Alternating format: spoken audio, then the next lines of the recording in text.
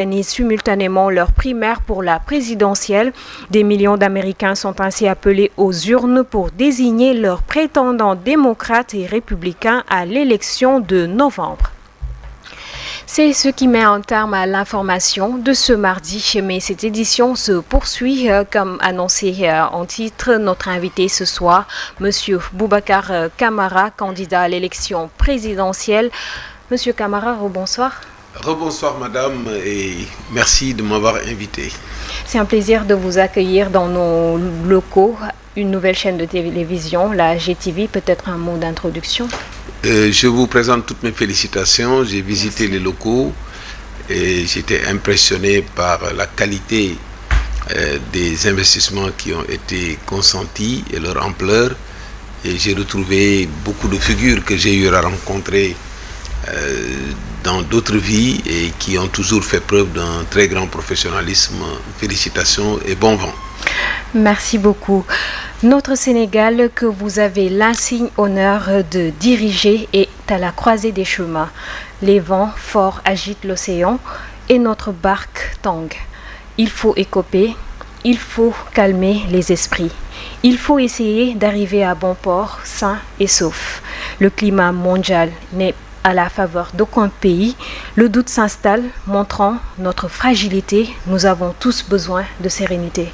Vous reconnaissez certainement ces mots. Oui, ça c'est ma lettre du 13 février 2001, à la veille de l'interpellation, ou en tout cas du dossier qui oppose Ousmane Sonko et l'État du Sénégal. Et j'avais senti justement qu'on allait vers des dangers. Et j'avais voulu attirer l'attention dans une lettre ouverte. Malheureusement, je n'ai pas été écouté. D'ailleurs, on ne m'écoute pas souvent. Et puis, il s'est passé ce qui s'est passé. Et aujourd'hui, nous sommes en train de vivre une situation extrêmement difficile. On essaie de rattraper, mais avec beaucoup de maladresse. Nous allons un peu insister sur cette lettre. Vous pouvez nous rappeler le contexte, justement? Alors, on est en février. On venait de sortir de l'année 2020, marquée par une situation assez exceptionnelle où l'opposition au sortir des présidentielles avait rejoint le pouvoir. Et donc, il restait une opposition qui avait 15% à la présidentielle. J'ai eu l'honneur de de superviser la campagne d'Ousmane Sonko. Et il y a eu une reconfiguration politique. Et 2021, dès les premiers jours, on commence à parler d'une affaire de viol, de menaces de mort et tout. Et connaissant bien le contexte d'alors, j'avais senti que c'était cousu de fil blanc. Il y avait une trop forte implication de l'État dans cette affaire, qui a priori était une affaire privée, et qui a été un peu tourné dans tous les sens avec une médiatisation, une implication de l'État, une accélération de certaines procédures. Et de façon générale, comme je l'ai dit dans la lettre, la perception était que c'était une cabale organisée pour empêcher le président Ousmane Sonko d'être candidat à la présidentielle de 2024. Et que ça n'allait pas passer. Et ils ont tenté et ce n'est pas passé. Et aujourd'hui, il y a eu des morts, malheureusement. Il y a eu des prisonniers, il y a eu tout dans cette affaire-là. Et après un procès rocambolesque, ça finit par une disqualification. Et aujourd'hui, c'est regrettable. Et pensez-vous que la situation politique que l'on est en train de vivre est une conséquence justement de cette arrestation de Ousmane Sonko? En partie. Ce dossier a montré un peu une certaine radicalité du pouvoir pour empêcher le président Ousmane Sonko de participer à l'élection, mais également a montré une radicalité de la part du président Ousmane Sonko et de ses partisans de ne pas se laisser ensevelir. Ils ont résisté et ça a donné toute cette situation. Et si en 2022, il y a eu les élections, il y a eu une sorte d'accalmie pour les élections locales et législatives, mais après ça a repris en 2023 avec l'ouverture des procès et un autre procès qui est venu s'y ajouter contre le ministre Mamba Niang, et voilà, et ensuite un autre dossier sur l'atteinte à la sûreté de l'État, la mise en résidence, l'arrestation. C'est une escalade incroyable qui a suivi. On aurait pu l'éviter.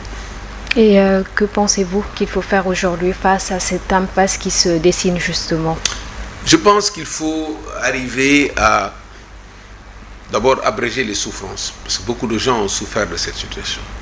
Des morts, des blessés, des dégâts matériels. Il faut d'abord arrêter la souffrance, aller vers une réconciliation. C'est fondamental. La paix, c'est dans le calme. Il faut retrouver le calme. Mais en même temps, une autre exigence, il faut rendre justice. Il faut donc connaître la vérité. Il faut donner la parole aux victimes, qu'il explique. On essaie de comprendre ce qu'il s'est réellement passé. Ensuite, qu'on essaie de situer les responsabilités. Ceci étant dit, le reste maintenant c'est la réparation. Il faut un fonds de soutien pour la réparation des victimes. Et c'est en ce moment qu'on peut parler de pardon. On peut parler d'oubli. Et c'est indispensable. On ne peut pas construire un pays qui est balafré par la souffrance. Et c'est pour ça qu'aujourd'hui, il faut que chaque parti cède une partie de sa colère, de ses rancœurs, pour qu'on revienne à une situation calme. Surtout qu'on va vers des élections. Élections qui doivent être un moment de fête. Vous parlez de retrouver le calme, mais aussi rendre la justice. Est-ce à dire que la loi d'amnistie aujourd'hui annoncée est prématurée? Non, en fait, la loi d'amnistie doit obéir à un certain nombre de conditions. D'abord, il faut voir l'opportunité. Est-ce que c'est vraiment le moment? Mais tout dépend de la motivation. Si on s'entend sur la motivation, aujourd'hui, la motivation de la loi d'amnistie, elle n'a pas été bien expliquée. En tout cas, les gens se posent des questions. C'est une loi d'amnistie, des interrogations. La première interrogation, c'est la motivation. Qu'est-ce qui motive une loi d'amnistie dans ces conditions-là? De façon générale, personne ne peut s'opposer à une loi d'amnistie si ça doit obéir à ce que j'ai dit, réconciliation, rendre justice. Mais pour cette loi-là, on a un premier problème, c'est la motivation. Le deuxième problème, c'est le moment. Qui a pris l'initiative de la loi d'amnistie? C'est le pouvoir lui-même. Et le président de la République est à quelques jours de son départ. On peut comprendre qu'à quelques jours de son départ, qu'on fixe une loi d'amnistie, mais si la motivation est expliquée, si la motivation est discutée, on n'a pas ça. Ça sort d'un dialogue sans beaucoup d'explications. Les gens s'interrogent sur le moment. Les gens s'interrogent aussi sur la modalité, parce que les questions préalables que j'ai posées n'ont pas été adressées. Est-ce qu'on a situé les responsabilités? Est-ce qu'on a évalué les débats et les dégâts? Est-ce qu'il y a un engagement pour les réparer? On a commencé par exécuter des actes d'apaisement comme les libérations et tout, ce qui se comprend, parce que quelqu'un qui souffre, il faut d'abord arrêter la souffrance. Donc il y a ces interrogations-là qui se posent. Et maintenant les modalités. Les modalités de cette loi d'amnistie, c'est tout cela. Politiquement, qu'est-ce qu'il faut mettre dedans, qu'est-ce qu'il ne faut pas mettre dedans, est-ce que les questions financières sont concernées ou non, etc. Ensuite, on a un texte initial, mais on ne sait pas, on ne connaît pas le contenu du texte final parce que des amendements sont possibles. Donc il y a une sorte de nébuleuse autour de la loi d'amnistie qui crée une suspicion. C'est pour ça que, effectivement, je pense qu'il y a un faux départ sur cette loi d'amnistie. Et elle fera déjà l'objet d'examen demain à l'Assemblée nationale. On l'a annoncé tout à l'heure dans le journal. Vous pensez que cette loi sera votée comme les autres proposées par le... Sera votée, c'est les députés en jugeront. Mais en tout cas, les Sénégalais seront très attentifs au débat et aux explications pour retrouver justement les réponses aux questions que j'ai posées.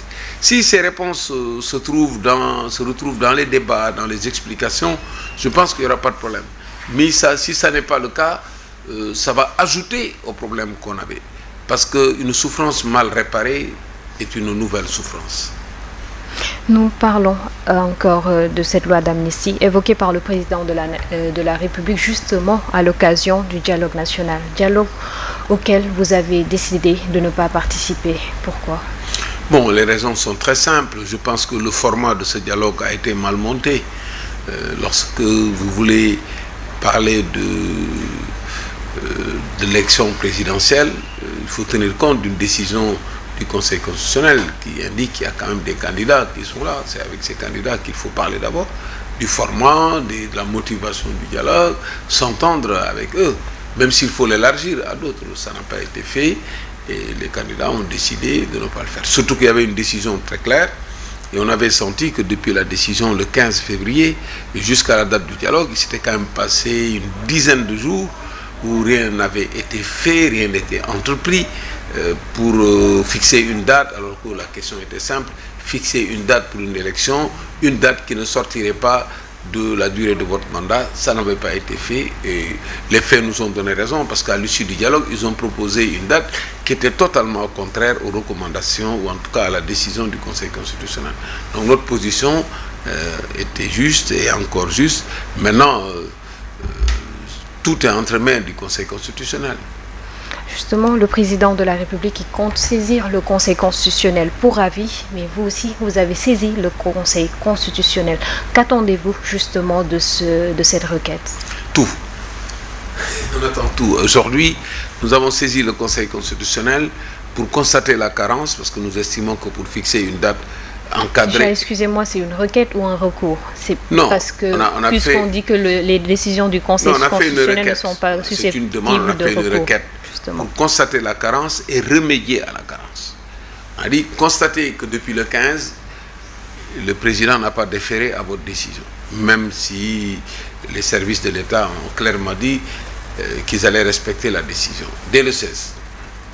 Mais 10 jours après, il n'y avait rien. En plus, il a mis un dialogue entre-temps qui allait durer 2 jours. Oui, pour nous, on estime qu'il faut le faire tout de suite. On attend tout, parce que le Conseil constitutionnel doit être logique dans son analyse. Ils ont un considérant 14 qui dit qu'il faut fixer la date avant le 2. On s'approche à grands pas vers le 2. Donc, le Conseil peut-être attendait les conclusions du dialogue pour joindre les 2 dossiers et se prononcer. Nous attendons à ce que le Conseil rejette totalement toutes les propositions qui sont contraires à sa première décision du 15.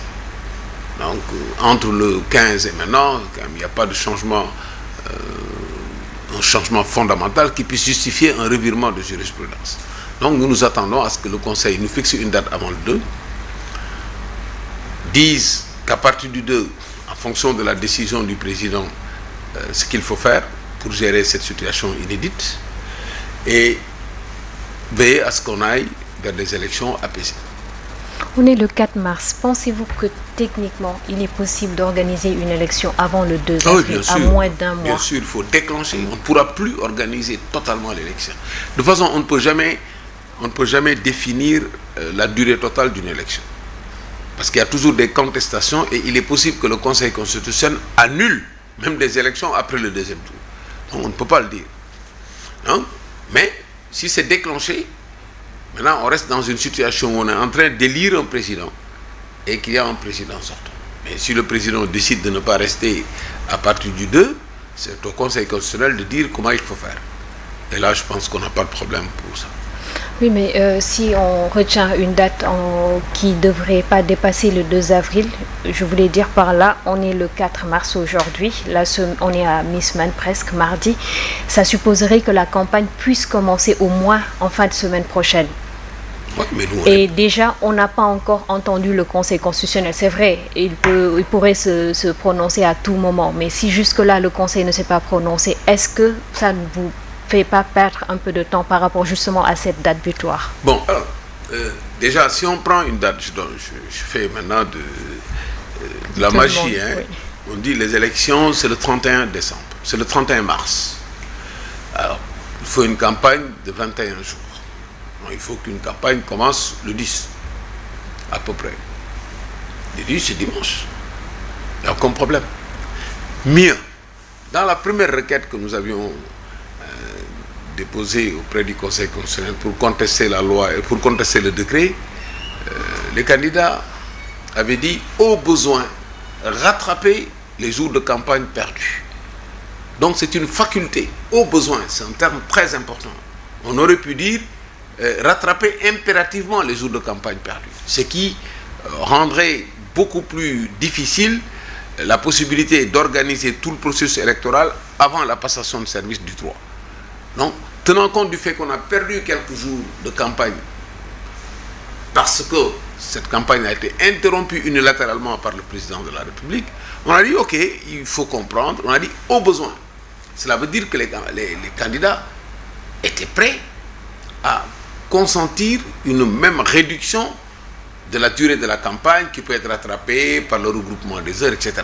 C'est des modalités dont on pourrait discuter. D'ailleurs, justement, ce qui rendrait très pertinent un dialogue. Le président aurait pu appeler les candidats en leur disant « Ok, voilà la décision du Conseil, qu'est-ce que vous en pensez? Nous, ce qu'on peut faire, c'est ça, comment on fait, etc. » pour trouver une solution. Mais il ne l'a pas fait. Est-ce que ce n'est pas ce qu'il a voulu faire en vous invitant justement? Non, il n'a pas voulu le faire parce qu'il a dit « Ok, on amène tout le monde et... » Parmi les points justement soulevés, c'était de remettre en cause justement la décision du Conseil. On n'y va pas, c'est pas possible. On ne peut pas être légaliste, accepter que c'est le Conseil qui fait de nous des candidats, qui nous donne ce titre et aller discuter pour dire oui, on remet en cause cette décision du Conseil constitutionnel. Ça n'est pas cohérent. C'est pour ça que c'était pas possible. D'accord. Aujourd'hui, il semblerait que ce qui vous a le plus dérangé, c'est le fait que ce dialogue, qu'on l'ait tenu en présence d'autres acteurs qui auraient pu, selon vous, être pas ignorés. Mais aujourd'hui, je pense que les candidats également qui n'ont pas été retenus avaient des requêtes. Et durant tout le processus, il y avait beaucoup de plaintes par rapport au dépôt des parrainages. C'est vrai qu'on a dépassé cette étape, mais est-ce que ce n'était pas également le moment d'en discuter au cours justement de ce dialogue? Non, tu sais, nous on n'est pas gênés par la présence des autres acteurs qui ont légitimement le droit de se plaindre. De toute façon, moi je suis très bien placé pour le dire parce qu'en 2019 j'ai été recalé au parrainage. Injustement, je l'ai crié sous tous les toits et en 2023, j'ai attiré l'attention sur le fait qu'on allait retrouver dans la même situation. Mais à ce qu'on appelle la vérité légale, dès qu'une décision du Conseil constitutionnel est retenue, il faut s'en tenir. En 2019, nous n'étions pas d'accord avec l'élection du président Macky Sall. Nous n'avions pas fait de recours, mais on ne l'a pas félicité. Mais c'est le Conseil constitutionnel qui en a fait le président. Donc, ce n'est pas ça qui nous a gênés, c'est la démarche. Quand vous voulez développer, vous voulez résoudre un problème, il faut avoir une démarche inclusive. Et quand vous voulez choisir des partenaires avec qui vous discutez, il faut prendre les principaux concernés d'abord. Parce que vous devez construire, co-construire ensemble la paix. Vous devez co-construire ensemble le processus électoral. Parce qu'il y a eu des problèmes. On oublie qui a été à la base, on oublie tout ça. Mais pour réparer, pour co-réparer, il faut d'abord parler avec les concernés. Ceux qui ont des droits reconnus. Maintenant, après avoir retenu un format, rien n'empêche de l'élargir à des gens qui ont des droits qui ne sont pas encore reconnus et qui se battent pour les reconnaître. Ça, ce n'est pas un problème. Mais on ne peut pas mettre... tout le monde dans un même salle. Venez, on va parler de tout. Non, ce n'est pas possible.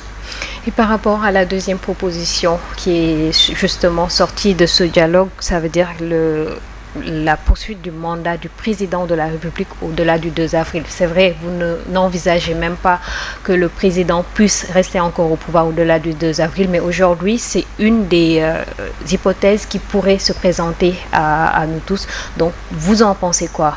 Non, ce n'est pas une hypothèse. Non, ça c'est réglé depuis. C'est réglé par le Conseil constitutionnel et par le président lui-même. Le Conseil constitutionnel a été clair. Ils ont dit que le projet de loi qui a été voté prévoit une dérogation à l'article 31, donc en reportant les élections, mais le Conseil considère que ce report-là équivaut à une prolongation de mandat et que la prolongation de mandat n'est pas possible. Et étant donné que la prolongation de mandat n'est pas possible, le décret qui a été pris pour arrêter le processus manque de base légale parce que ça s'était fondé sur ce projet de loi. Donc ce dossier, il est clos. Le mandat, c'est le 2. Le président l'a reconnu, il accepte qu'il va partir à partir du 2. Le Conseil constitutionnel l'a reconnu. Il n'y a plus de problème. Maintenant, la question c'est quoi? C'est que le président, à partir du 2, décide de ne pas rester. Peut-être le Conseil constitutionnel va accepter, parce que c'est au Conseil constitutionnel d'accepter. Si c'est une démission, je ne pense pas que le Conseil constitutionnel accepte une démission à quelques jours. Ce serait un détournement d'objectif. Parce que la démission, c'est un autre régime juridique. Mais si tu démissionnes pour créer une situation, ou bien parce que vous êtes fâché, ou bien parce que vous n'êtes pas content de la façon dont vous avez été traité, non. Je ne pense pas que le président de la République puisse, après 12 ans, passer à la tête de l'État, après toutes les promesses qu'il a faites de ne pas faire moins que ses prédécesseurs, puisse laisser le pays comme ça, sans serrer la main à son successeur. Surtout que son successeur et son parent de fatigue qui est devant vous. Il faut qu'il reste pour me saluer quand même. Ça, je ne pense pas qu'il puisse partir comme ça. Je pense que c'est un moment de colère, peut-être de dépit, mais je pense que si le processus est déclenché, il n'y a pas de problème. Il n'y a aucune possibilité de prolonger un mandat. Maintenant, tout dépendra du Conseil constitutionnel qui va arranger tout ça. S'il insiste, il dit qu'il part, le Conseil constitutionnel va accepter de le constater. S'il fait une démission pour provoquer la transmission du pouvoir au président de l'Assemblée nationale, le Conseil constitutionnel peut parfaitement dire qu'il ne s'agit pas d'une démission, c'est une démission qui a d'autres objectifs, et ne pas l'accepter et mettre un régime juridique. Ça va se régler. Heureusement qu'on a des institutions qui sont là, qui fonctionnent et qui peuvent régler tous les cas de figure. Le mieux, à mon avis, c'est de rapidement fixer une date, de s'entendre sur la campagne et tout, de déclencher le processus. Peut-être même qu'on n'en sera pas là. Dès le premier tour, on aura un président. C'est possible. Et ensuite, après, on fait une passation. Un président au premier tour? Je pense, parce que c'est tout à fait possible. Les gens sont fatigués de cette élection. C'est un accouchement douloureux. Et avec 19 candidats, ce sera très difficile. Oui, mais il n'y a jamais 19 candidats. Dans les élections, il y a juste quelques candidats. Il y a un groupe de candidats en tête et ça va se jouer entre... Bon. Alors, donc, je pense que l'accouchement est très douloureux. Jusqu'à présent, on attend encore ces élections. Et donc, les Sénégalais en ont marre de cette élection, de ces débats et tout.